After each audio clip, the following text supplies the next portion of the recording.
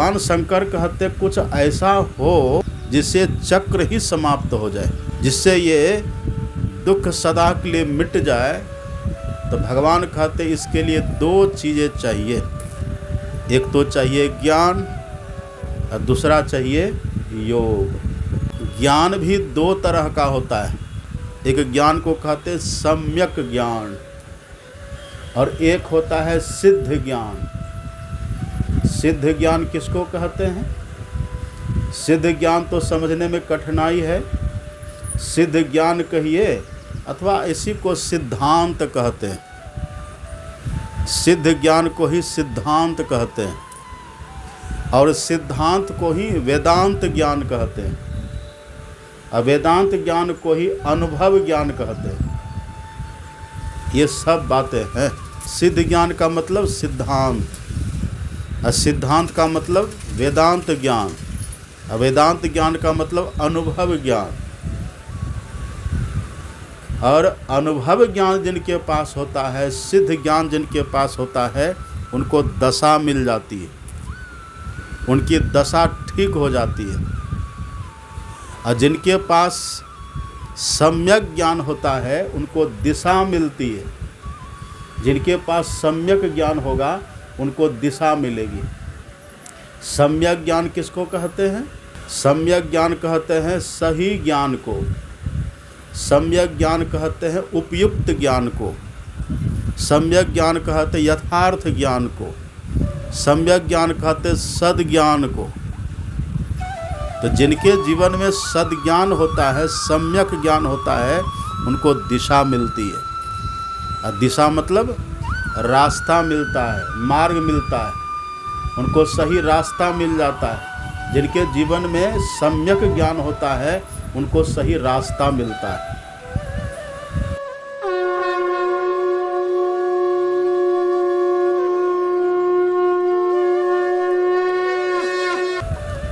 हम लोग परमाराध्य संत सद्गुरु महाराज की असीम अनुकंपा से हमारे आदरणीय श्री पवन शाह जी की माता की पुण्यतिथि के उपलक्ष्य में सत्संग कर रहे हैं।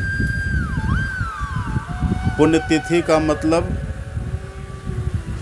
जिस तिथि में देह का त्याग किए, शरीर का त्याग जिस दिन हो, जिस तिथि में हो, उसको पुण्यतिथि अपने यहाँ कहते हैं। पुण्यतिथि कहने का मतलब पवित्र तिथि, शुभ तिथि कहिए। तो एक तरफ तो देह त्याग की बात है, शरीर छोड़ने की बात है, जो शुभ नहीं कहा जा सकता, जो दुखद है, बिछोह जन्य है, लेकिन उसी को हम लोग पुण्य तिथि कहते हैं। अपने यहाँ सनातन धर्म में, वैदिक सनातन धर्म में देह त्याग के दिन को पुण्य तिथि कहते हैं। यद्यपि है दुख का दिन, विछोह का दिन है, फिर इसको शुभ दिन क्यों कहा गया? और ये बात सबके यहाँ नहीं है, केवल अपने सनातन धर्म में है। क्यों कहते हैं? तब बातें तो बहुत है, लेकिन एक दो जो मोटी मोटी बातें हैं। अभी सुन रहे थे, हमारे आदरणीय जगदीश बाबू सुना रहे थे कि शरीर को भगवान श्री कृष्ण ने कपड़ा कहा है। गीता का दूसरा अध्याय पढ़ेंगे ना, तो भगवान कहते वसांसि जीर्णानि यथा विहाय नवानि गृह्णाति नरो पराणि तथा शरीरानि विहाय जीर्णानि अन्यानि संजाति नवानि देहि। भगवान कहते हैं शरीर कपड़े की तरह है। तो कपड़ा जब किसी का फट जाता है, कपड़ा किसी का जीर्ण शीर्ण हो जाए, पुराना हो जाए, तो पुराना कपड़ा को कोई पहनना अच्छा नहीं समझते हैं, कोई फटा चिथड़ा नहीं पहनते हैं। उसको छोड़कर नवीन कपड़ा धारण करते हैं और नवीन कपड़ा धारण करना शुभ होता है। नवीन कपड़ा धारण करना सुखद है, शुभ है और सुखद है, शकुन भरा होता है। यही ज्ञान अपने यहाँ है। अपने वैदिक सनातन धर्म में ये ज्ञान है कि शरीर अपना कपड़ा की तरह है। शरीर रूपी कपड़ा भी जब जीर्ण शीर्ण हो जाता है, अति वृद्ध हो जाता है, ये चलने फिरने लायक नहीं रहता है। अंगं गलितम पलितम मुंडं दसन विहीनं जातं तुंडम करधृत कंपित शोभित दंडं तदपि मुंचति आशा भांडम। शरीर जब हमारा जीर्ण शीर्ण हो जाता है, अंग सब शिथिल हो जाता है, मुंह के दांत झड़ जाते हैं और बाल भी सफ़ेद हो जाते हैं, ये स्थिति जब आती है तो अच्छा नहीं लगता है। तो भगवान ने सुंदर व्यवस्था कर दी है। भगवान ने इस व्यवस्था करी है कि इस पुराने शरीर रूपी कपड़े को छोड़ करके नया कपड़ा धारण करी। इसलिए अपने यहाँ इसको शुभ माना गया है। इसको इसलिए पुण्य तिथि कहते हैं। तो ये पुण्य तिथि मतलब मृत्यु तिथि। मृत्यु देवता हैं कौन? अपने यहाँ जो मृत्यु देने वाले देवता हैं, अर्थात जो संहार करने वाली शक्ति है, जो सबको समाप्त करने वाले हैं, उनको अपने यहाँ कहा गया भगवान शिव। भगवान शंकर हैं संहार करने वाले देवता, और ब्रह्मा जी हैं बनाने वाले देवता, और विष्णु भगवान हैं पालन करने वाले देवता। तो भगवान शंकर जो संहार करते हैं और ब्रह्मा जी जो सबको बनाते हैं, इन्हीं दोनों का संवाद सुन रहे थे। भगवान शंकर ने ब्रह्मा जी को समझाया है। भगवान शंकर ने कहा कि हे ब्रह्मा जी, यदि कोई मोक्ष चाहते हैं, मतलब ये बारंबार मरना और बारंबार जन्मना, ये जन्म मृत्यु का ये चक्र जो अनवरत चलता है, इससे यदि कोई छूटना चाहे, मुक्त होना चाहे, तो भगवान शंकर ने कहा उनको दो चीज़ें चाहिए। उनके पास दो चीज़ें होनी चाहिए। क्या सब? तो भगवान शंकर कहते एक तो ज्ञान होना चाहिए और एक योग होना चाहिए। ये ज्ञान और योग, ये दोनों जिनके जीवन में होगा, भगवान शंकर कहते हैं वो जन्म और मृत्यु के चक्र से ही छूट जाएगा। मृत्यु सुखद है लेकिन सबके लिए नहीं है। मृत्यु शुभ है लेकिन सबके लिए नहीं है। ये तो किसी बिरले के लिए होता है, नहीं तो मृत्यु तो बहुत दुखदायिनी होती है। मृत्यु बहुत पीड़ादायिनी होती है। ऐसे बड़ा दुख हो ही नहीं सकता। तो भगवान शंकर कहते कुछ ऐसा हो जिससे चक्र ही समाप्त हो जाए, जिससे ये दुख सदा के लिए मिट जाए। तो भगवान कहते इसके लिए दो चीज़ें चाहिए। एक तो चाहिए ज्ञान और दूसरा चाहिए योग। ज्ञान भी दो तरह का होता है। एक ज्ञान होता है सम्यक ज्ञान, एक ज्ञान को कहते हैं सम्यक ज्ञान, और एक होता है सिद्ध ज्ञान। सिद्ध ज्ञान किसको कहते हैं? सिद्ध ज्ञान तो समझने में कठिनाई है। सिद्ध ज्ञान कहिए अथवा इसी को सिद्धांत कहते हैं। सिद्ध ज्ञान को ही सिद्धांत कहते हैं और सिद्धांत को ही वेदांत ज्ञान कहते हैं, और वेदांत ज्ञान को ही अनुभव ज्ञान कहते हैं। ये सब बातें हैं। तो सिद्ध ज्ञान का मतलब सिद्धांत, और सिद्धांत का मतलब वेदांत ज्ञान, और वेदांत ज्ञान का मतलब अनुभव ज्ञान।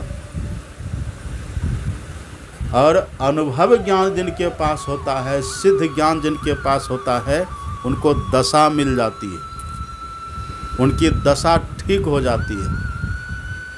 और जिनके पास सम्यक ज्ञान होता है उनको दिशा मिलती है। जिनके पास सम्यक ज्ञान होगा उनको दिशा मिलेगी।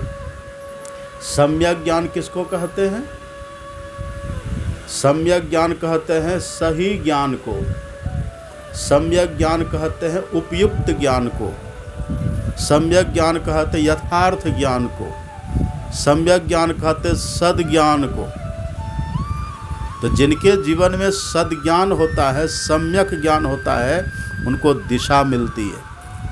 और दिशा मतलब रास्ता मिलता है, मार्ग मिलता है, उनको सही रास्ता मिल जाता है।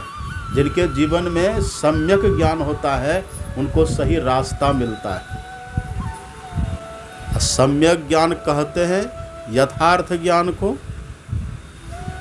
सद्ज्ञान को। ये यथार्थ ज्ञान महंगा कितना है, बहुत ध्यान से सुनिए। सब आँख खोल के बैठिए, पलथी मार के बैठिए, जम जाइए।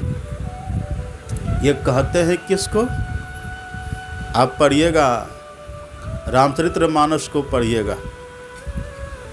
सम्यक ज्ञान कितना महंगा है और कितना दुर्लभ है। राम भगवान ने तो अपनी प्रजाओं को बुला करके संक्षेप में बतला दिए। राम भगवान ने अपनी प्रजाओं से कहा था, ज्ञान अगम प्रत्युह अनेका। ज्ञान अगम प्रत्युह अनेका, असाधन कठिन न मन कह टेका। भगवान कहते हैं ज्ञान पाना बड़ा कठिन है, बड़ा दुर्बोध है। आप पढ़िएगा रामायण में शिव पार्वती संवाद। माता पार्वती माता ने भगवान शंकर से कहा कि भगवान, ये सम्यक ज्ञान, जिस ज्ञान से सही दिशा मिलती है, ये ज्ञान कितना दुर्लभ है, ये ज्ञान कितना महंगा है। माता पार्वती ने कहा भगवान शंकर से कि भगवान, नर सहस्रमह सुनहु पुरारी। बहुत ध्यान से सुनिएगा। भगवान शंकर से माता पार्वती कह रही है, पार्वती सुना रही है, और भगवान शंकर सुन रहे हैं। पार्वती माता कहती है कि हे प्रभु, हे पुरारी, नर सहस्रमह सुनहु पुरारी, अब कोई एक होई धर्म व्रत धारी। नर सहस्र, नर का मतलब क्या होता है? मनुष्य, मतलब हम लोग। और सहस्र का अर्थ, सहस्र कहते हैं हजार। माता पार्वती ने परसेंटेज नहीं निकाला। माता पार्वती ने परसेंट, प्रतिशत की बात नहीं कही है। पार्वती माता कहती है, हे पुरारी, भगवान शिव, हजारों मनुष्य में कोई एक होता है। हजारों में, हजारों मनुष्य में कोई एक होता है। कहाँ ये आकलन कहाँ का है? ये आकलन इस भारत का है, आर्यावर्त का। अपने देश का आकलन है, ये अन्य देशों का नहीं है। पार्वती माता कहती है, हजारों मनुष्य में कोई एक धर्मात्मा होते हैं। वो लगते हैं कि धर्मात्मा जैसे वो दिखते हैं। उनको देखिए, उनका पहनावा, उनका ओढ़ावा, उनका चलना फिरना, उनकी बोलचाल, उनकी भाव भंगिमा, उनकी एक्टिंग, पोजिंग, सब देखिएगा, आपको लगेगा कि ये धर्मात्मा आदमी है। उनके बोली व्यवहार को देख करके लगता है कि धर्मात्मा आदमी है। वो अपने बोल से, अपने रहन सहन से अपने ओढ़ावा पहनावा से वो सिद्ध कर देता समाज में कि हम धर्मात्मा हैं। लेकिन माता पार्वती कहती आगे, धर्मशील कोटिक मह कोउ। धर्मशील कोटिक, कोटि का मतलब क्या होता है?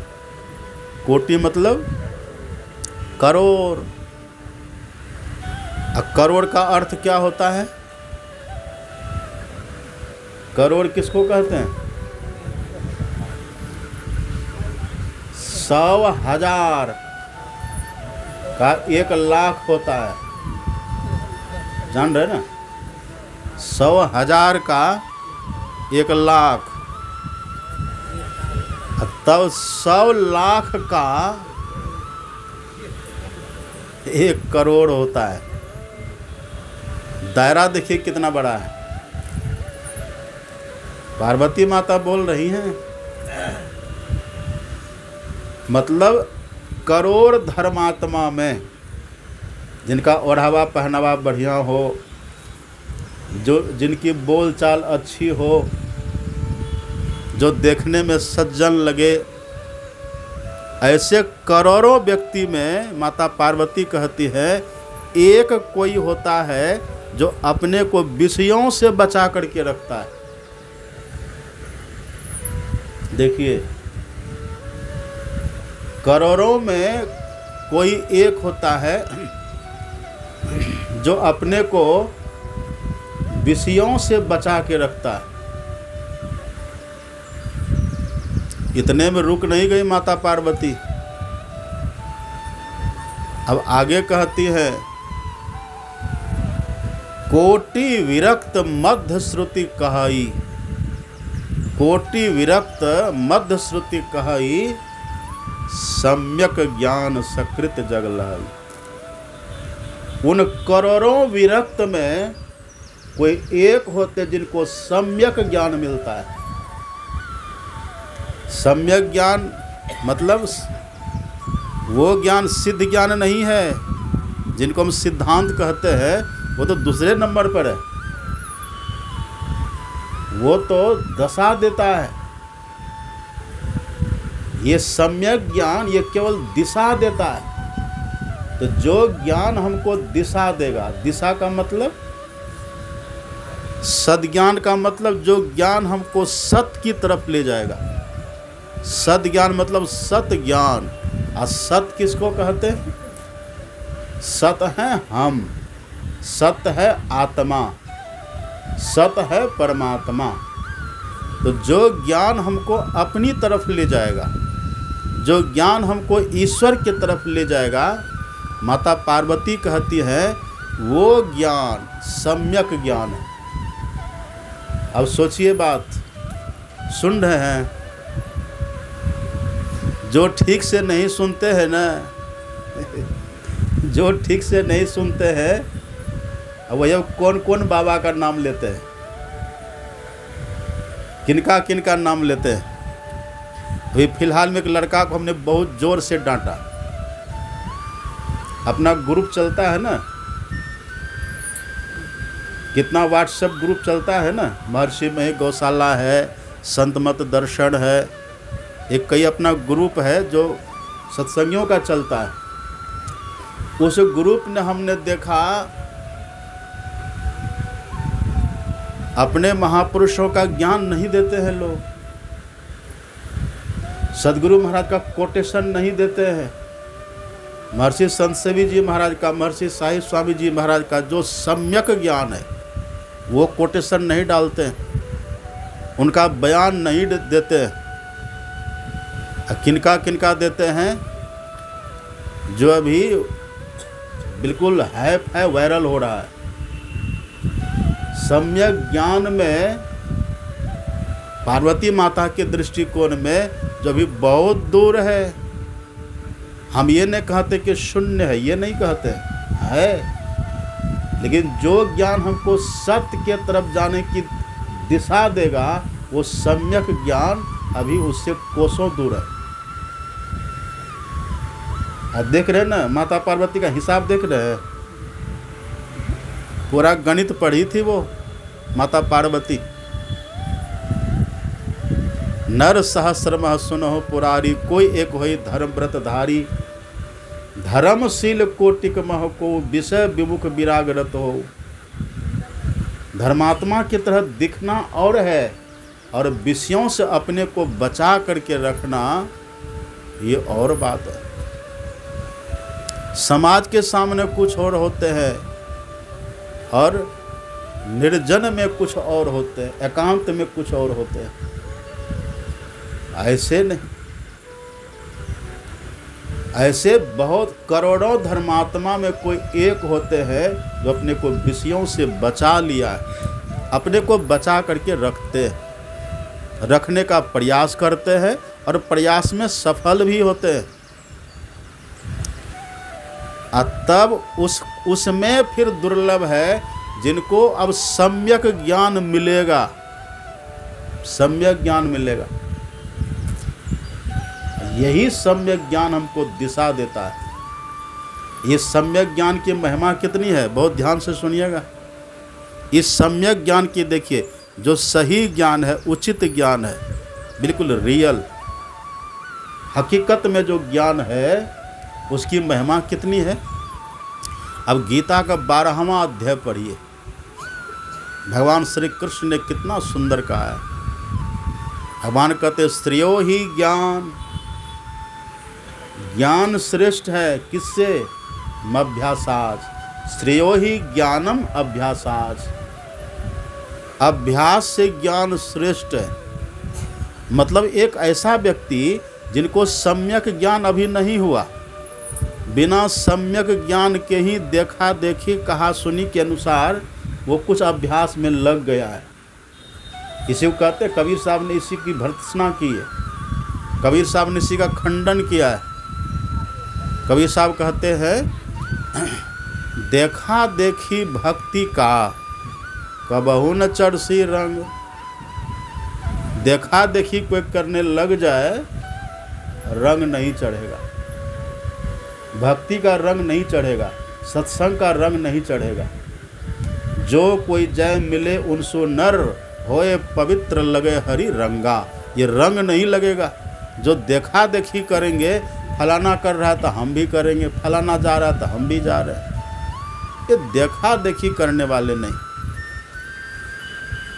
देखा देखी, हाँ, यदि देखा देखी भी महापुरुषों के पास पहुंच जाए तब भी वो कुछ हद तक ठीक है, लेकिन देखा देखी अभ्यास करने लग जाए, भगवान कहते हैं वो तो निकृष्ट है। और निकृष्ट क्यों है, कबीर साहब उत्तर दे देते हैं। कबीर साहब कह देते, विपत्ति परे यों छारसी। वो विपत्ति आने पर छोड़ देगा। जिनको सम्यक ज्ञान नहीं हुआ है, वो विपत्ति आने पर छोड़ देगा। कैसे छोड़ देगा, जो केचुली भुजंग। भुजंग कहते सांप को।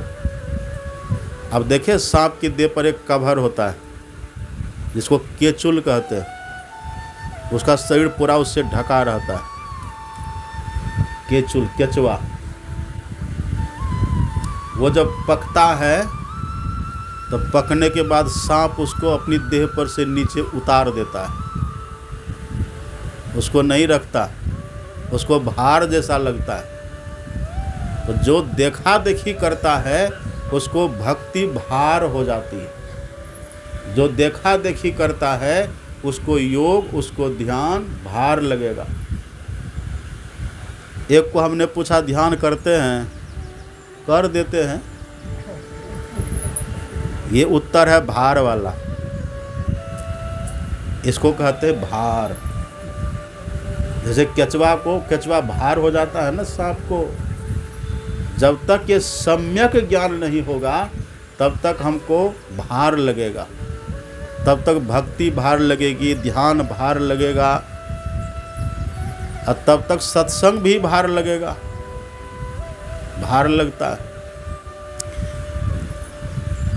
जब तक सम्यक ज्ञान नहीं हुआ है ना, तब तक कहा तब क्यों जाएंगे सत्संग में, निमंत्रण कहाँ मिला है। जो सत्संग के लिए निमंत्रण खोजे तो समझिए अभी सम्यक ज्ञान नहीं हुआ है। बिना सम्यक ज्ञान के सब कुछ भार लगेगा, कर्तव्य बोध नहीं होगा, दिशा नहीं मिलेगी, दिशा नहीं मिलती है। वो दिशाहीन आदमी होते हैं जो बिना सम्यक ज्ञान के कुछ करने में लगते हैं। जो सम्यक ज्ञान के बिना ही अभ्यास में लग गया, भगवान कहते हैं वो भी ठीक है, अभ्यास खूब कर रहा है, 5-5 घंटा ध्यान पर बैठते हैं, 5 घंटा ध्यान पर बैठते हैं, लेकिन जब ध्यान पर से उठते हैं तो ओशो की पुस्तक पढ़ते हैं। 5 घंटा ध्यान पर बैठते हैं, जब ध्यान पर से उठते हैं तो कौन कहाँ पर्चा निकाल रहा है, कौन आशीर्वाद से ठीक कर रहा है, उधर चलना है, कौन माला पहनने के लिए बता रहा है, उसकी महिमा उसका पड़ता है। इसका मतलब है अभी सम्यक ज्ञान उसको हुआ नहीं। इसलिए भगवान कहते हैं ये सम्यक ज्ञान वो जैसे तैसे अभ्यास करने वाले से ये ज्ञान से श्रेष्ठ है। माता पार्वती कहती हैं सम्यक ज्ञान सकृत जग लहै। ये सम्यक ज्ञान, ये सद्ज्ञान, ये यथार्थ ज्ञान करोड़ों विरक्त में कोई एक होता है जो अपने को विषयों से बचा करके रखने वाले होते हैं, उनको मिलता है, उसको मिल जाता है। ये ज्ञान किसी को मिले ईश्वर की बड़ी कृपा है। ये ज्ञान किन से मिलेगा, ये ज्ञान मिलेगा किन से? ये ज्ञान मिलेगा जिनके पास वेदांत ज्ञान है, जिनके पास अनुभव ज्ञान है। अनुभव ज्ञान कहाँ होता है? आप पढ़िएगा सत्संग योग में। सत्संग योग में ऐसा कोई ज्ञान नहीं है जो हमारे सदगुरु महाराज जी ने नहीं दिया है। पढ़िएगा, लक्ष्मीनाथ गोसाई जी महाराज की वाणी। लक्ष्मीनाथ गोसाई कहते हैं तुड़िए साधन ब्रह्म को अहम ब्रह्म सो होए, तुड़िए तीत अनुभव है मैं तू रहे न कोई। अनुभव ज्ञान किसको कहते हैं? अनुभव ज्ञान कहते हैं जहाँ न मैं है न तू है, जहाँ तू तेरा मैं मेरा नहीं है। ये मैं मेरा तू तेरा क्या है? मैं और मोर तोरते माया। जहाँ मैं और तू का भेद समाप्त हो गया, अथवा जहाँ ईश्वर और जीव का भेद समाप्त हो गया, जहाँ जीव ईश्वर से मिलकर के ईश्वर हो गया, उसको कहते अनुभव ज्ञान। यह है वेदांत ज्ञान, यही है सिद्ध ज्ञान। ऐसा यदि कोई ज्ञानी हो, ऐसे ज्ञानी के पास मिलता है सम्यक ज्ञान। वो देते हैं सम्यक ज्ञान। इसीलिए तो सत्संग की महिमा है। सत्संग की महिमा इसीलिए है। आप पढ़िए न रामचरितमानस को, काकभूषुंडी जी महाराज ने कितना अच्छा कहा है। काकभूषुंडी जी महाराज कहते हैं सत्संगति दुर्लभ संसारा,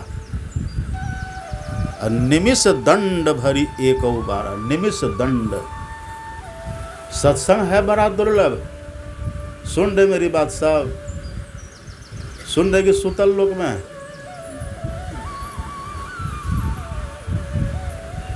ये तो देखते ऊपर का लोक है,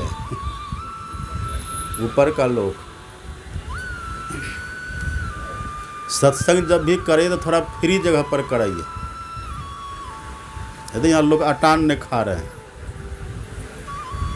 सत्संग जब भी हो थोड़ा विस्तृत स्थान पर हो, ताकि लोग आमने सामने आराम से बैठ सके। अब देखो प्रथा सी चल गई है, सत्संग कराएंगे, कहाँ करेगा तो छत पर कराएंगे। ये छत वाला प्रथा खत्म करिए। अब भले घर से थोड़ी दूर ही क्यों न हो, वहाँ पंडाल लगाइए। और नहीं तो गौशाला तो आपका ही है, इधर तो गौशाला का हॉल, उधर तो ट्रस्ट का हॉल, और उधर तो उसका वहाँ कराइए। नाम आप ही का रहेगा, नाम आप ही का रहेगा, पुण्य भी आप ही को मिलेगा। पुण्य कोई वहाँ से लेके भागेगा नहीं, पुण्य भी कराने वाले को ही मिलेगा। ये छत की परंपरा धीरे धीरे ख़त्म करिए। और हमको जब बुलाइए तो ये बात को पहले सोच लीजिएगा उस आगे से। हाँ, जिनका छत भी हो इतना बड़ा कि आराम से 1000 लोग बैठ जाए तो वो भी ठीक है। तो विस्तृत स्थान हो जहाँ लोग आराम से बैठ सके। अब यहाँ कोई बालकनी में बैठे हुए हैं कोई उधर पर्दा के पीछे है, कथा वक्ता अपने सामने अच्छा लगते हैं। इसमें खतरा भी है, खतरा भी है। कई बार तो छत ढनमना जाता है। कई बार ये घटना घटती जानते हैं ना आप, इतना लोड बढ़ जाता है छत पर, छत कमज़ोर होता है, बस ढनमना जाता है। तो छत की परंपरा धीरे धीरे ख़त्म करिए गोड्डा से। अगल बगल में जहाँ कोई फील्ड हो, मैदान हो, वहाँ छोटे पंडाल लगाइए, वहाँ बैठाइए, सत्संग करिए। तो क्या कह रहे थे हम? सम्यक ज्ञान। ये कितना सम्यक ज्ञान किन से मिलता है? ये सम्यक ज्ञान मिलता है जिनके पास सिद्ध ज्ञान है। और सिद्ध ज्ञान किसको मिलता है? जिन्होंने योग की सिद्धि कर ली है, जिन्होंने योग साधन की पूर्णाहुति कर दी है, जिन्होंने ध्यानाभ्यास का, ध्यान साधन का जिन्होंने इतिश्री कर दी है, उनके पास होता है। उनके पास जब जाएंगे ना,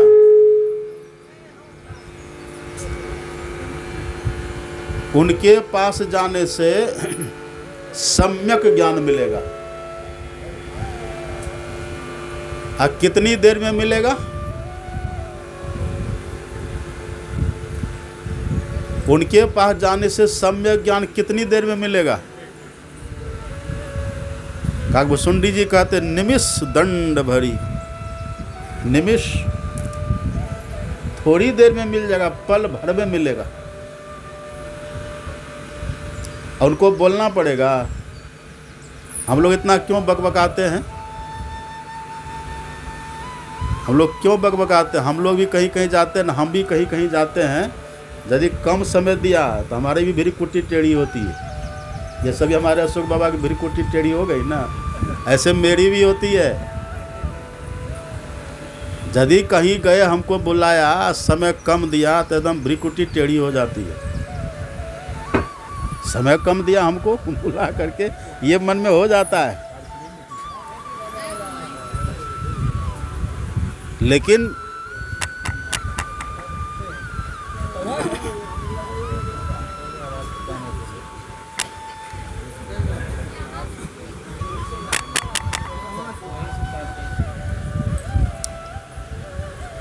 हम लोगों को जब कम समय मिलता है बोलने के लिए तो अच्छा नहीं लगता है, अपमान जैसा लगता है।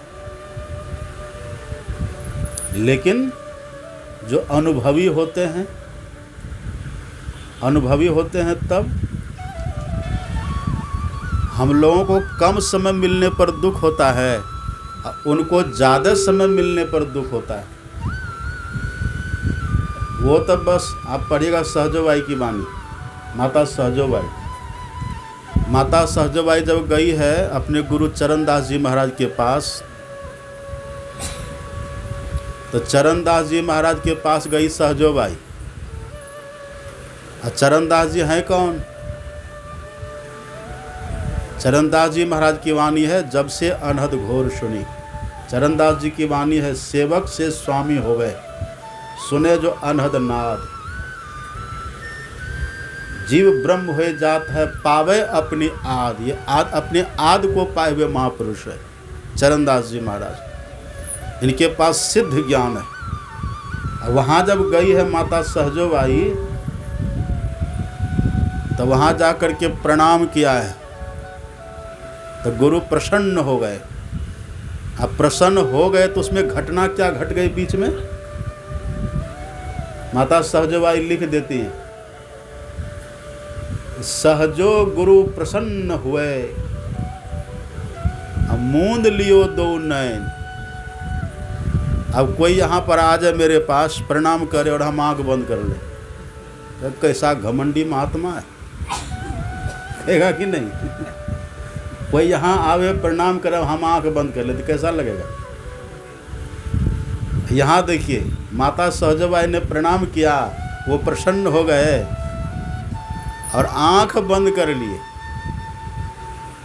आंख बंद करके कुछ बोले नहीं, लेकिन सहजोबाई के भीतर से आवाज़ आती है मानो सदगुरु महाराज जी कुछ कह रहे हैं। फिर मौसू यों कहियो, बोले नहीं, वो इशारा, गुरु का इशारा बोल दिया। फिर मौसू यों कहियो, समझ ले हो यह सैन। बस इस सैन को, सैन मतलब इशारा, इस इशारा को समझ जाओ, यही है सम्यक ज्ञान। सहजो गुरु प्रसन्न हुए, मूंद लियो दो नैन। आंख बंद कर लिए और आंख बंद करके कुछ बोले नहीं। सहजो का अंतःकरण बोला, माता सहजोबाई का अपनी अंतरात्मा बोलती है इनकी। फिर मौसू यों कहियो, समझ ले हो यह सैन।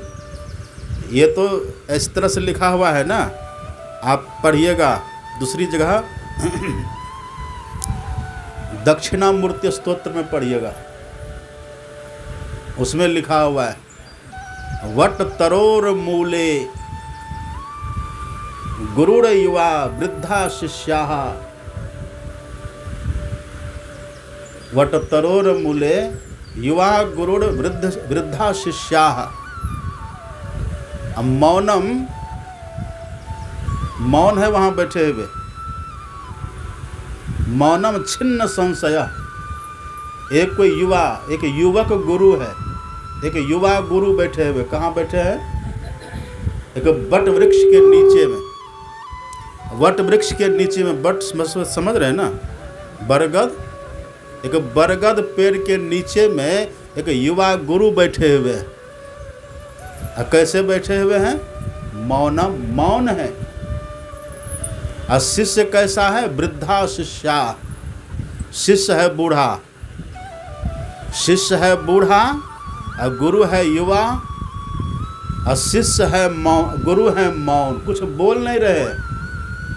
अब वृद्ध शिष्य जो जा करके वहाँ गुरु जी के सामने उपस्थित हुए, गुरु को प्रणाम किए, सुन रहे सब बात। मेन गेट को खोल के रखिए, मेन गेट बंद क्या करते?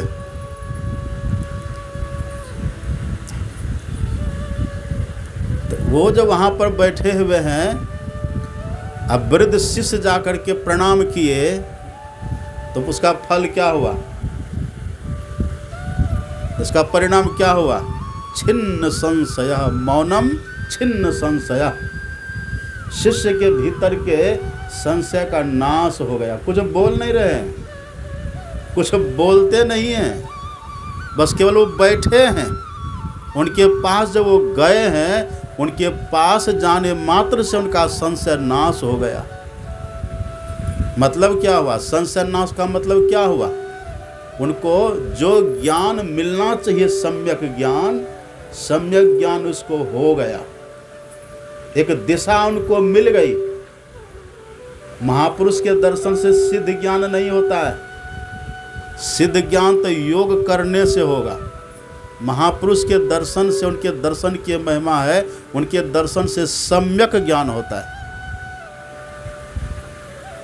याद करिए ना, जब महर्षि महेश जोगी आए थे सदगुरु महाराज जी के पास, क्या कहा था उन्होंने? जब सदगुरु महाराज जी के ज्ञान को उन्होंने देखा, ऐसा दिव्य ज्ञान, वो चलाते थे ना भावातीत ध्यान, उनका प्रचार था भावातीत ध्यान। अपने देश में कितने कितने क्या क्या चल रहा है, कोई भावातीत ध्यान चलाता है, कोई जीवन जीने की कला चला रहा है, उन्हीं का शिष्य एक है जो अभी चला रहा है। तरह तरह से लोग चलाते हैं, आर्ट ऑफ लिविंग जिसको कहते हैं।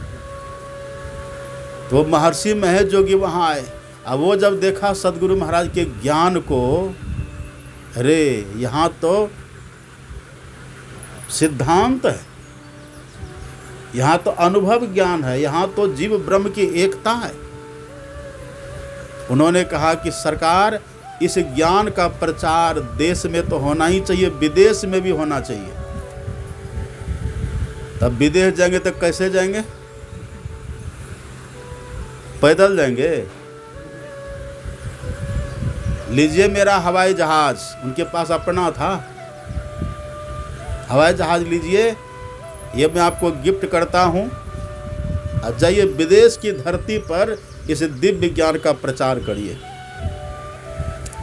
तब पूज्यपाद सदगुरु महाराज जी ने कहा कि विदेश में तो आप प्रचार कर ही रहे हैं, आप तो ज्ञान का प्रकाश फैला ही रहे हैं, तो ज्ञान का प्रकाश आप फैलाइए विदेश में। तो कहा सरकार, हम ज्ञान का प्रकाश क्या फैलाएंगे, इस ज्ञान के प्रकाश का पावर हाउस तो आप ही है। पावर हाउस हो जाते हैं वो, मतलब जहाँ से शक्ति संचरित होती है, बस उनके पास केवल चले जाइए। काकभुसुंडी जी कहते निमिष दंड बड़ी, निमिष दंड। एक वो चौपाई है ना, लोग आजकल पढ़ते हैं ना, बड़े भाग पाइए सत्संगा बिन ही प्रयास वही भवभंगा। इस पर बड़ा आजकल डिबेट होता है, बहस सत्संगी सब करते हैं, ये कैसे कह दिए, कैसे है ये, बिना प्रयास के कैसे हो जाएगा।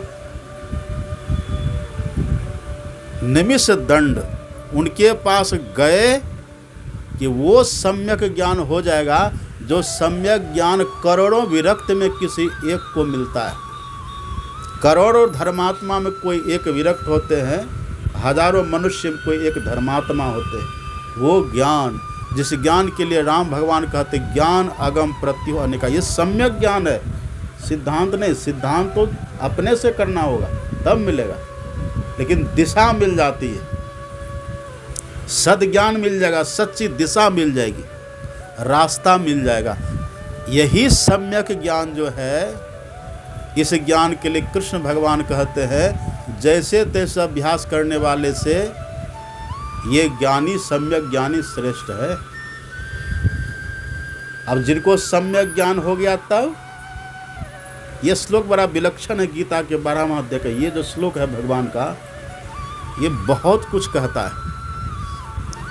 इस बार हम गौशाला में 6ठा अध्याय पर सुनाए, लगभग 8-10 दिन तक सुनाए होंगे, सुनाए 9 दिन सुनाए, और कभी हम 12वां अध्याय पर सुनाएंगे, कभी हम 15वां अध्याय पर सुनाएंगे। और दूसरा अध्याय तो गीता का प्राण है, कभी उस पर सुनाएंगे। और गीता भगवान श्री कृष्ण की वाणी है, और भगवान श्री कृष्ण ने गीता में सभी विषयों को छुआ है, लेकिन पूरे गीता में सबसे ज़्यादा कुछ वर्णन किए हैं भगवान, तो संत का लक्षण वर्णन किए सबसे ज़्यादा। पढ़िएगा, दूसरा अध्याय तो अंतिम में संत के लक्षण से ही भरा हुआ है, फिर 5वां अध्याय में, फिर 6ठा अध्याय में, सभी अध्याय में संत के लक्षण का वर्णन है। यहाँ देखिए भगवान कितना सुंदर कहते हैं, श्रेयो ही ज्ञानमभ्यासाद, जैसे तैसा अभ्यास करने से अच्छा है कि सम्यक ज्ञान किसी के पास हो। सम्यक ज्ञान मतलब सद्ज्ञान, और सद्ज्ञान का मतलब जो सत स्वरूप ईश्वर तक पहुंचाने वाला रास्ता दिखा दे। यहाँ तक किसी को जप ज्ञान हो रहा है, कोई जप ज्ञान में ही फंस गया, कोई जपे, आप कहते जप ही करो इसी से सब कुछ हो जाएगा। सब कुछ कैसे हो जाएगा? अगर सब कुछ केवल जप करने से ही हो जाएगा तो भगवान शंकर भांग खा के बोल रहे थे, इतने संत महात्मा भांग खा करके बोले हैं, जपे से हो जाएगा।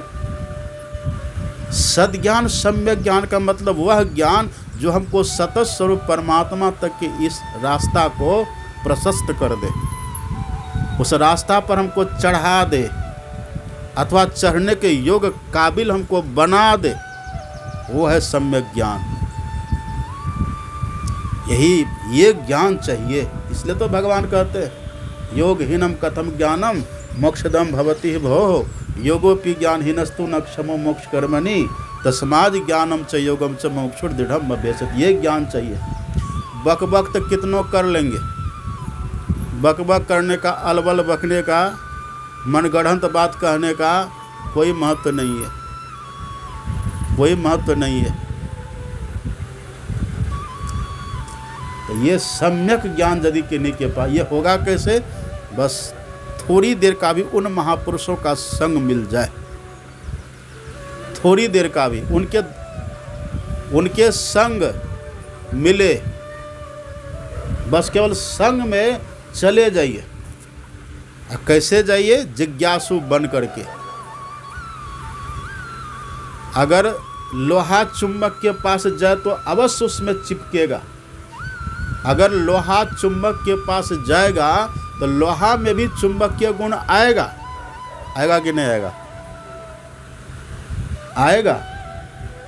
और लोहा पर कपड़ा लपेट दीजिए तब, लोहा पर पेपर लपेट दीजिए तब आएगा। तो लोहा जाए लेकिन निर्वस्त्र, लोहा जाए बिना किसी लपेट के, फिर उसमें जैसे चुंबक के पास वो लोहा जाएगा उसमें चुंबकीय गुण आ जाएगा, जाते ही आ जाएगा। ऐसे ही कोई जिज्ञासु बन करके दो गुण लेकर के जाइए।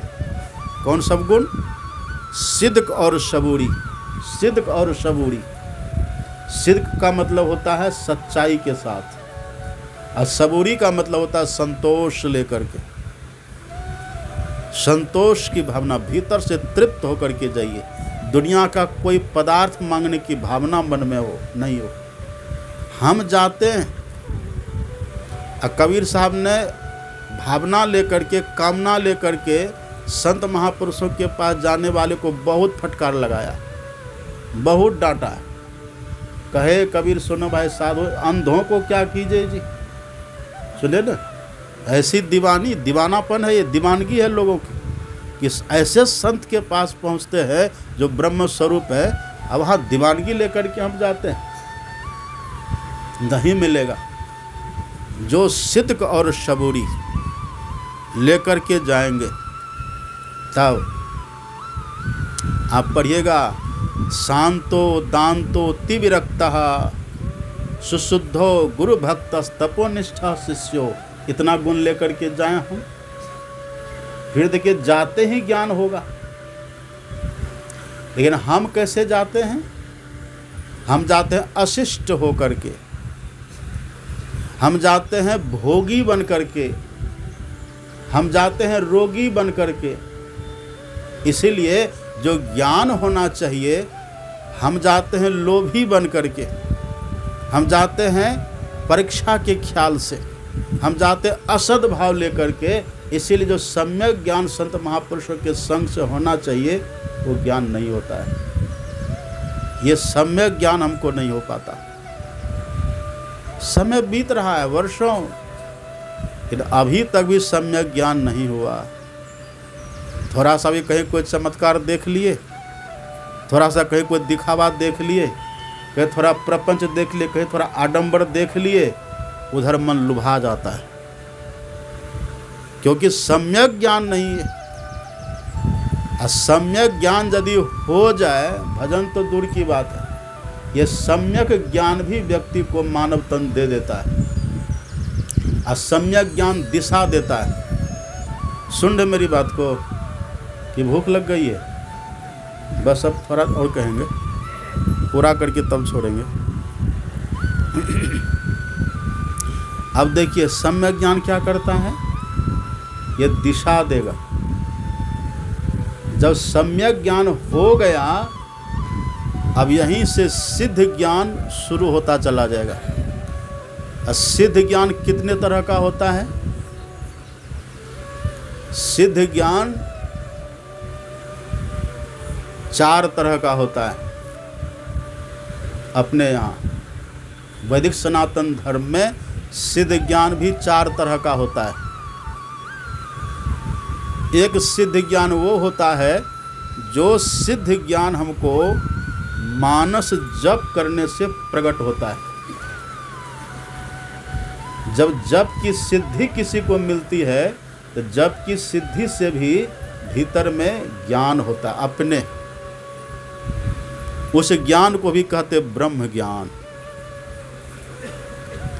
वो ज्ञान भी जिनका जप करते करते अभी हम जप का अभ्यास कर रहे हैं। जब तक जप का अभ्यास कर रहे, इसको कहते हैं निधिध्यासन। जप का हम अभ्यास कर रहे हैं तब तक नहीं होगा। जब जप करते करते जप में मन लग जाएगा, मन जिस समय जप को छोड़ करके नहीं हटेगा, उस समय भीतर से अपने आप ब्रह्म ज्ञान का मतलब क्या? ब्रह्म ज्ञान का मतलब दिव्य ज्ञान, आंतरिक ज्ञान, ऊपर का ज्ञान, रूहानी तरक्की वाला ज्ञान प्रकट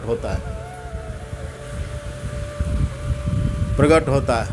इसका कैसे प्रमाण किया है? पढ़िए भागवत को। सुखदेव जी ने कहा है परीक्षित को। सुखदेव जी कहते हैं, राजन, अभ्यसेन मनसा शुद्धम त्रिवृद ब्रह्माक्षरम परम मनो येच्छित जितश्वासो ब्रह्म बीज मविस्मरण। हे राजन, जो भगवान के नाम का मन से जप करते हैं। किस नाम का? सुखदेव जी कहते जो कम से कम 3 अक्षर का हो। ऐसे भगवान का नाम तो 2 अक्षर का ही होना चाहिए, एक उसमें संबोधन जोड़ दीजिए तो 3 हो गया ना। जैसे कृष्ण में जोड़ दीजिए एक संबोधन तो 3 हो गया। राम में जोड़ दीजिए संबोधन, 3 हो गया। ये सुखदेव जी यहाँ पर 3 त्रिवृद ब्रह्माक्षरम, किसी ब्रह्म का, भगवान का 3 अक्षर वाला नाम को लीजिए, गुरु से सीख लीजिए, गुरु से दीक्षा में जान लीजिए, और जान करके तब उसको सुखदेव जी कहते हैं अभ्यसन मनसा। उसको मन से जपने का अभ्यास करिए, मतलब मन से उसको जपिए। तो फल क्या होगा? ब्रह्म बीज मविस्मरण। जब उस मंच का अविस्मरण होगा, अविस्मरण का मतलब विस्मरण कभी नहीं होगा। जब ब्रह्म बीज का, उस मंत्र का कभी विस्मरण नहीं होगा, मतलब वो मंत्र मन में बैठ गया और मंत्र में मन बैठ गया, मिल गया, दोनों मन मंत्रमय हो गया, अब विस्मरण कभी नहीं होगा। तो फल क्या होगा?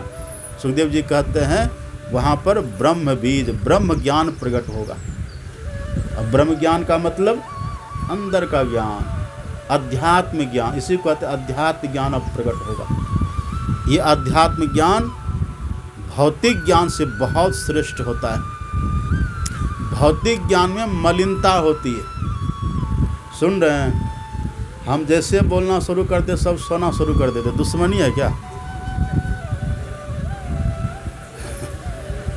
जैसे मेरा बोलना शुरू, बस मूड़ी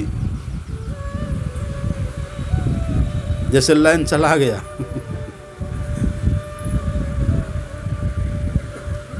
क्या कह रहे थे हम? यदि मेरे ज्ञान से, मेरे कहने से अगर एक भी व्यक्ति को बढ़िया से लाभ हो जाएगा ना, तो हमको इधर से कमीशन मिलेगा, इसलिए हम जगाते हैं। अब देखें ना, कमीशन एजेंट घूमता रहता है ना, सहारा वाला और LIC वाला से एजेंट घूमते रहता है ना। तो क्यों घूमता है? यदि आप उसके पास 1 लाख दे दीजिएगा तो उसको उसमें से कमीशन मिलता है। ऐसे ही वक्ता को इष्ट के तरफ से, अगर वक्ता ठीक से अगर वक्ता के ज्ञान को श्रोता ठीक से समझ ले और श्रोता भी कुछ करने लग जाए तो उनको कमीशन मिल जाता है इष्ट की तरफ से, गुरु महाराज की तरफ से उनको कमीशन मिल जाता है। तो हम भी थोड़ा लोभी हैं, हम भी चाहते हैं कि हमारा भी ग्राहक थोड़ा ज़्यादा से ज़्यादा बने।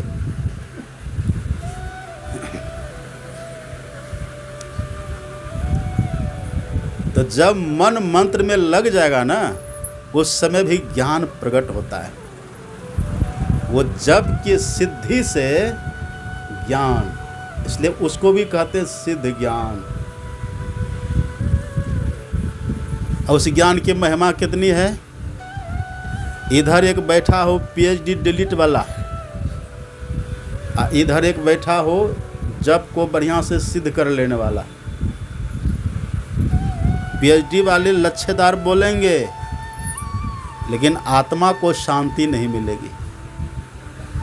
ये जो बोलेंगे, ये कब टब कुछ भी करेंगे, तो श्रोताओं को शांति मिलनी शुरू हो जाएगी,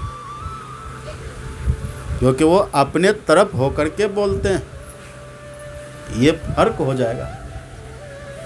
अभी यही तो है, अभी लोग इतने, अभी हम संसारी लोग इतने भोगों में तत्पर हो रहे हैं। डिग्री हमारे पास बहुत है, डिग्री बहुत है, लेकिन बहिर्मुखता इतनी है कि जो थोड़ा सा भी जप उप करके थोड़ा मन को स्थिर कर लिया है, अब उनका ज्ञान जब सुनता है तो अचंभित हो जाते हैं। शुरू के ही ज्ञान में लोग अचंभित हो जाते हैं। अब वो भी थोड़ा ऊपर से आडंबर कर देते हैं और थोड़ा पाखंड कर देते, तो और लोग उधर ही दौड़ते हैं। इस ज्ञान से जितना लाभ होता है जब की सिद्धि से, उससे ज़्यादा ज्ञान मिलता है जब कोई सदगुरु महाराज जी का अथवा अपने इष्ट का दर्शन कर ले मानस पटल पर, तब ज्ञान मिलेगा। इसका प्रमाण, इस जप का तो बहुत प्रमाण है। तुलसीदास जी महाराज की वाणी पढ़िए ना रामायण में, जाना चाहि गूढ़ गति जेऊ। अब जिनका जप बनने लग गया, अब उसके भीतर गूढ़ ज्ञान, जाना चाहि गूढ़ गति जेऊ, नाम जीह जपी जानई तेहु। मंत्र के जप से भी गूढ़ ज्ञान जानने मात्र, गूढ़ ज्ञान। गूढ़ मतलब, गूढ़ ज्ञान का मतलब क्या होगा? कथा राम के गूढ़ ज्ञान उसको मिलेगा। गूढ़ मतलब महीन ज्ञान, सूक्ष्म ज्ञान, गूढ़ ज्ञान, बारीक ज्ञान, जो आम लोग समझ नहीं सकेंगे ना, वो ऐसे बात बात पे समझ जाएंगे। गूढ़ ज्ञान उसको मिलेगा। वही तुलसीदास जी कहते हैं, जाना चाहि गूढ़ गति जेऊ, नाम जीह जपी जानहि तेऊ। वो नाम का जप करके जान लेगा। कितनी महिमा इसकी है। और यदि सदगुरु महाराज जी का हम ध्यान करने लगे, मानस जप से श्रेष्ठ होता है मानस ध्यान। जानते हैं ना बात को? बोलने से आसान होता है देखना। बोलने में आप जितना थकिएगा ना, उतना देखने में थकिएगा। बोलने से जल्दी एनर्जी लॉस हो जाता है। अब बोलिए नहीं, केवल देखिए, तो आप एनर्जी से भरे हुए हैं। वक्ता, मंच पर बैठने वाले वक्ता थक जाते हैं। देखिए, बोलने के बाद हरासमेंट आता है। और श्रोता को देखिए आता है। श्रोता जैसे उठेंगे दौड़ेंगे, उधर किधर पत्तल किधर लगा है। अब वक्ता जब उठेंगे तो कमर सीधा करेंगे, ये हाफी करेंगे। हरासमेंट हुआ है ना, किधर बैठने के धीरे धीरे वो हरासमेंट। और श्रोता को देखिए, और देखने से एनर्जी भर जाता है। तो देखना सहज है, सुलभ है। तो जितना लाभ होता है जप करने से, उससे बहुत गुना लाभ होता है जो सदगुरु महाराज जी के छवि का अपने अंदर में मानस पटल पर दर्शन करे। पुस्तक पढ़ करके, गुरु जी के पास जा कर के पढ़ करके जितना ज्ञान होगा, उससे ज़्यादा ज्ञान मानस ध्यान करने से हो जाता है। इसका प्रमाण क्या है? एकलव्य का नाम सुने, केवल ये सुनने के लिए है। ये तो एक उदाहरण है। ये उदाहरण द्वापर में हो गया, त्रेता में यज्ञ नहीं हो रहा था, सतयुग में नहीं हो रहा था। हनुमान जी के लिए कहा है ना, ज्ञानी नाम अग्रगण्यम। क्यों कहा है? प्रणवों पवन कुमार, खलवन पावक ज्ञान घन, जासु हृदय आगार। बस ही राम सर चाप धरे। हनुमान जी के हृदय में भगवान राम बसते, बस गए। सुमेरी पवन सुत पावन नामो, अपने बस करी राखो रामू। बस गए। अर्जुन को गुरु द्रोण ने बहुत सिखाया, और अर्जुन का एक नाम गुड़ाकेश है। गुड़ाकेश, गुड़ाकेश किसको कहते हैं? गुड़ाकेश जो रात में भी जग करके, जो रात में जगे, जो रात में जग करके भी अभ्यास करे, जिनको निद्रा पर विजय, जो निद्रा से अपने को बचा करके रखे, अभ्यास करे।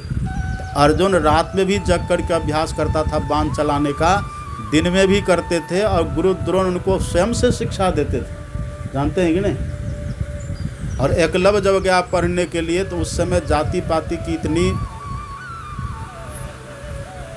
छुआछूत की इतनी भावना थी, उनको कहा कि तू शूद्र है, हम तुमको नहीं सिखाएंगे, हम क्षत्रियों को सिखाते हैं।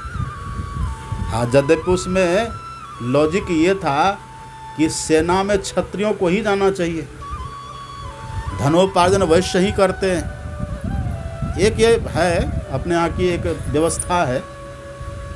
तो गुरु द्रोण कोई साधारण नहीं थे। गुरु द्रोण को साक्षात ब्रह्मा जी दिखते थे, उनके सामने देवी देवता प्रकट होते थे, कोई साधारण नहीं थे वो।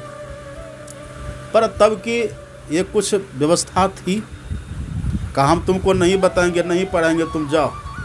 एकलव्य भील का बेटा था, चला गया एकलव्य। क्या किया एकलव्य ने? क्या किए थे?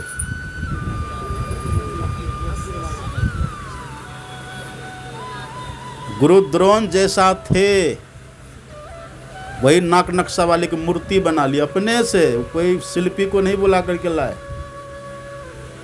वो स्वयं से बना ली, जंगल में स्थापित कर दिए, खूब बढ़िया से सजा करके, यानी कि जैसे तैसे श्रद्धा के साथ, प्रेम के साथ बना दिए।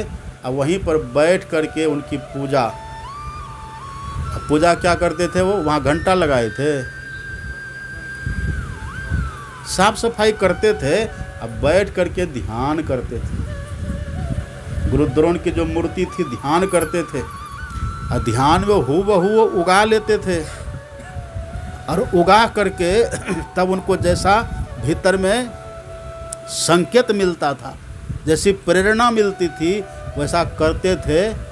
और वही करने में एकलव्य अर्जुन को भी पीछा छोड़ गए।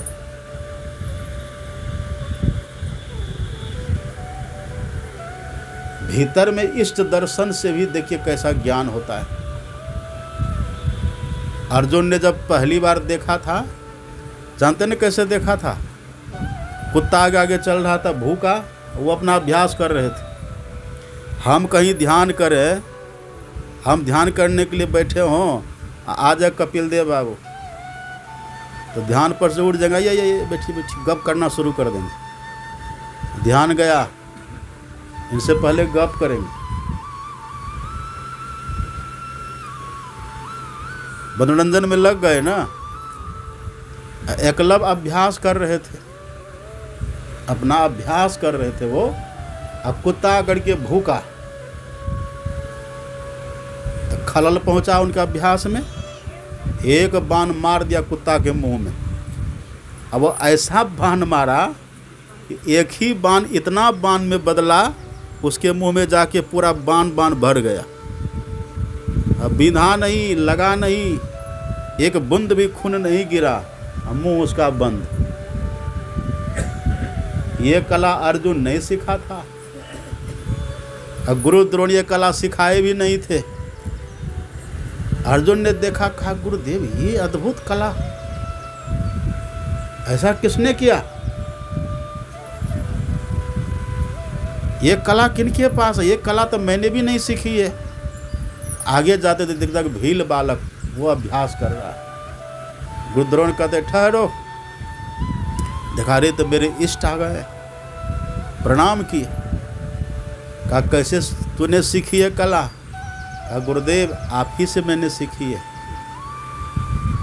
आपसे मैंने सीखी है, मैंने तो तुमको नहीं सिखाया है। कैसे सीखा? कहा मैंने आपकी पूजा की, देखिए आपकी मूर्ति है वहाँ, मैंने आपका ध्यान किया। ध्यान में जो जो प्रेरणा आप देते थे, ध्यान में हूबहू दर्शन होता है, हूबहू। गुरु मूर्ति सुरति बिच निरखो, निरखो, देखो नहीं है, निरखो। और निरखने का मतलब क्या है? निरखो का मतलब क्या होता है? प्रकट करना। निरखने का मतलब है प्रकट करना। एक होता है लिखना, एक होता है निरखना, निखारना। एक होता है लिखना, एक होता है निखारना। आप कभी कल चित्रकारी करते होंगे ना दीवार पर, जब बच्चे करते हैं ना कॉपी में, तब पहले रेड से, उसमें रेड पेंसिल जो होता है उससे पहले दाग लगा देते हैं, चिन्ह लगा देते हैं। वो चिन्ह लगा दिए, अब उसको निखारना है। निखारने में क्या होगा? चित्र प्रकट होगा। ऐसे एक हम देखते हैं, एक है देखना, एक है निहारना। निहारना और निखारना दोनों का एक ही भाव है, प्रकट करना। हम प्रकट कर लेते हैं, प्रकट कर लेते हैं। जब देखो तब सन्मुख दरसता है, कोटिन रूप धरे। एक बार इष्ट का दर्शन किसी को हो जाए, गुरु महाराज जी का दर्शन हो जाए, ठीक से दर्शन हो जाए, अब सदगुरु महाराज जी आपके सामने, कभी इस रूप में देखिए, कभी उस रूप में। जब प्रकट हो जाएगा तब पहले तो एक ही रूप को पकड़ना होगा, और जब सिद्ध हो गया अब आप उनका जलवा देखिए। अब जलवा देखिए, अब कितना आनंद आएगा। वो हूबहू जब होता है तब उससे दिव्य ज्ञान प्रकट होता है। और वो ज्ञान जो बाहर में वो भी नहीं पढ़ा सकते, जिनका ध्यान करके हमको मिला है। गुरु द्रोण नहीं पढ़ाए थे अर्जुन को ये ज्ञान, लेकिन भील बालक उस एकलव्य को उनका ध्यान करने से ज्ञान हो गया। ये भी है सिद्ध ज्ञान, ये ज्ञान है। और इस ज्ञान का, जिनको इष्ट का भीतर में दर्शन हो, उस दर्शन का सबसे बड़ा ज्ञान क्या है? सबसे बड़ा वाला ज्ञान क्या है? प्रथम ही धारो गुरु को ध्यान, हो श्रुति निर्मल हो बिंदु ज्ञान। ये बिंदु का ज्ञान हो जाना, ये बड़ा ज्ञान है। ये बिंदु ज्ञान हो जाए। बिंदु ज्ञान का मतलब क्या हुआ? बिंदु ज्ञान का मतलब हुआ कि बिंदु को हम देख लिए। अब बिंदु का मतलब दृष्टि का पूर्ण सिमटाव हो गया। इष्ट के दर्शन में तो दृष्टि का बिखराव था, दृष्टि का फैलाव था। बिंदु ज्ञान में दृष्टि बिल्कुल सिमट गई, दृष्टि बिल्कुल हमारी एकत्रित हो गई। मन हमारा बिल्कुल दृष्टि के एकत्रित हो जाने से मन भी बिल्कुल कंसंट्रेट, बिल्कुल एकाग्र हो गया। अब ये जो हो गया बिंदु ज्ञान, अब ये क्या होगा? विवेकानंद जी कितने पढ़े लिखे थे? विवेकानंद जी महाराज कितने पढ़े थे जानते हैं? बीए पास थे। बहुत बड़ी डिग्री उनके पास नहीं थी, वो कोई एमए पीएचडी नहीं किए थे, बस बीए पास किए थे, वो भी साधारण कॉलेज से। गरीब बहुत थे वो। विवेकानंद जी महाराज का जो आर्थिक स्थिति थी घर की, बहुत दयनीय थी। कई दिन तो उनको भूखे रहना पड़ता था। तो जैसे तैसे बेचारे वो पढ़े थे, लेकिन अभ्यास इतना, उनका साधना का बल इतना था। जब वो गए थे विदेश अमेरिका में, और अमेरिका में वहाँ पर विश्व धर्म सम्मेलन था, मतलब जितना धर्म था विश्व में सभी धर्मों के शिखर पुरुष आए थे वहाँ। इधर से यही गए थे, विवेकानंद जी महाराज गए थे, इनको कोई भेजा नहीं था। ये सुने थे वहाँ होने वाला है, तो ईश्वरीय प्रेरणा इनको हुई, और जैसे तैसे तब तो स्टीमर चलता था, जैसे तैसे वहाँ पहुँच गए। और वहाँ जब इनका प्रवचन हुआ तो क्या कहा था वहाँ के लोगों ने? पास थे मात्र बीए पास थे वहाँ। वहाँ उस सभा में बड़े बड़े विद्वान थे। एक कौन विश्वविद्यालय वहाँ, हार्वर्ड, सुने कि नहीं? उसके कितना प्रोफेसर था वहाँ, पढ़ाने वाले सब थे वहाँ। और भी जहाँ तक उनका भाषण सुनते थे वो लोग। वो जब बोले तब कहा था ये विद्या के परे का विद्वान है। भारत का प्रोफेसर बोल रहा था। अमेरिका जो सबसे संपन्न राष्ट्र माना जाता है, जो सबसे उन्नत देश है, हर तरह से शिक्षा में, संपत्ति में, जो हर तरह से उन्नत राष्ट्र है, वहाँ के शिखरस्थ विद्वान बोल रहा है ये भारत का बीए पास विद्या के परे का विद्वान है। उन लोगों को नहीं रहा गया। तो पूछा विवेकानंद जी महाराज से, आपका ज्ञान तो बड़ा दिव्य है, ये ज्ञान आपको कहाँ से मिला? तब विवेकानंद जी महाराज ने कहा था, ये मस्तिष्क अछोर पुस्तकालय है, इसका अध्ययन करो। हमने इसका अध्ययन किया है। और बिंदु कहाँ मिलता है? बिंदु कहाँ दिखता है? सिरह कपाले रुद्राक्ष विवरम चिंतयेद यदा। इसी कपाल में, सिरह कपाले, कपाल, इसको कपाल बोलते हैं। क्या बोलते हैं? यह कपाल, पूरा है कपार, सुनो, कपार इसको कहते पूरे। ये क्या? कपाल, ललाट जिसको बोलते हैं, इसको कहते ललाट। भगवान शिव कहते इसी ललाट में रुद्राक्ष है।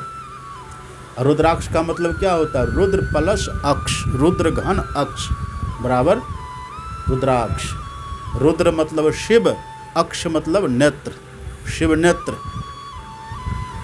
शिव नेत्र कहिए या तेजो बिंदु कहिए या ज्योतिर्बिंदु कहिए, एक ही बात है। भगवान शिव कहते यही। विवेकानंद जी ने कहा तुम्हारा मस्तिष्क अछोर पुस्तकालय, इसका मैंने अध्ययन किया है। वो बिंदु यदि किसी को मिल जाए तो बिंदु एकाग्रता की सीमा है। राम भगवान कहते ये एकाग्रता जिनको मिल गई तो फल क्या होगा? इसका परिणाम क्या होगा? इसका फल ये होगा, उदये तो ज्ञान, ज्ञान उदित हो जाएगा, ज्ञान प्रकट हो जाता है। अब आप कहेंगे ज्ञान तो जप करने से भी प्रकट हुआ था, ज्ञान तो गुरु महाराज का ध्यान करने से भी प्रकट हुआ, अज्ञान बिंदु ध्यान करने से भी प्रकट हुआ। अंतर क्या है? बहुत अंतर है, बहुत अंतर है। जप करने से जो ज्ञान प्रकट होता है, इष्ट का ध्यान करने से जो ज्ञान प्रकट होता है, यह ज्ञान अंधकार में ही होता है। ये ज्ञान होने के बाद भी भीतर से अंधकार भीतर में रहता है। और जिसको ये ज्ञान हो गया तब तो ज्ञान कहे अज्ञान बिनु, अंधकार खत्म। और तम बिनु कहे प्रकाश, अब बिना अंधकार के प्रकाश में वो गया। वह उधर जो ज्ञान हुआ, ये ज्ञान इस ज्ञान से बहुत बड़ा है। लेकिन अभी फिर भी अभी अनुभव ज्ञान नहीं हुआ है। अनुभव ज्ञान कब होता है? ये बिंदु ज्ञान भी यदि किसी को हो जाए, बिंदु प्रकट होने के बाद भी, ज्योति प्रकट होने के बाद भी यदि किसी को ज्ञान हो जाए, वह ज्ञान से भी कभी काल पूछना पड़ता है जानकारी के लिए, क्योंकि ज्ञान भी अधूरा है। अभी सूर्य की लाली तो दिखी है पर सूर्य नहीं दिखा है। पेड़ों का पत्ता तभी झड़ गया, पतझड़ तो आया, पर अभी बसंत का दस्तक नहीं हुआ। भगीरथ का रथ तो आगे बढ़ गया पर अभी गंगा आई नहीं है। ये कब होगा? ये कब होता है? जब अपने भीतर में कोई प्रकाश का दर्शन करते करते पूरा दर्शन करे, आघा जाए, बिल्कुल शीतल हो जाए, ब्रह्म पीयूष मधुर शीतल, शीतल हो जाए। अब पूरा शीतल कहाँ होगा? पूर्ण शीतलता, पूर्ण ताप निवृत्ति, जब अपने भीतर त्रिकुटी के प्रचंड सूर्य का कोई दर्शन करे वहां। और उसके बाद है शून्य, शून्य धसिए श्रुति शब्द समयते हो। वहां शब्द ही शब्द है। क्या वहां प्रकाश नहीं है? प्रकाश वहां नहीं है। प्रकाश है, लेकिन जो शीतलता, जो आनंद अब तक हमको मिला था त्रिकुटी तक के प्रकाश के दर्शन में, अब शब्द मंडल में जैसे धसे वहाँ जो आनंद मिला है, उस आनंद के सामने प्रकाश का आनंद गौण हो गया। हमारे गुरु महाराज जी कैसे इस बात को समझाते हैं? जैसे कहीं पर नाटक हो रहा हो, अब मंच को सुंदर से उसको डेकोरेट किया गया, सजाया गया, प्रकाश पुंज से भर दिया गया, देखने में कितना अच्छा लगेगा। और जब उसी स्टेज पर कलाकार आ जाए और सज गया ना, और जब उसी स्टेज पर कलाकार बोलने लग जाए, गाने लग जाए, तब आप देखिएगा कि सुनिएगा, देखना भी होगा, सुनना भी होगा, पर देखना गौण हो गया और सुनना मुख्य हो गया। ये हमारे गुरु महाराज जी कहते हैं, लखत सुनत श्रुत चलत नेह भरी। श्रुत मतलब आत्मा, जीव, हम देखते हुए, लेकिन देखना गौण रूप से होगा, सुनना मुख्य हो जाएगा। सुनते सुनते आगे बढ़ेंगे, आगे बढ़ेंगे। सार शब्द अगर गुरु कृपा से मिल गया तो सर्वज्ञ हो गए। सार शब्द के दर्शन से सर्वज्ञता आती है, श्रवण से सर्वज्ञता। अब सर्वज्ञ हो गया। सर्वज्ञ का एक मोटा अर्थ क्या है? सब कुछ जानना।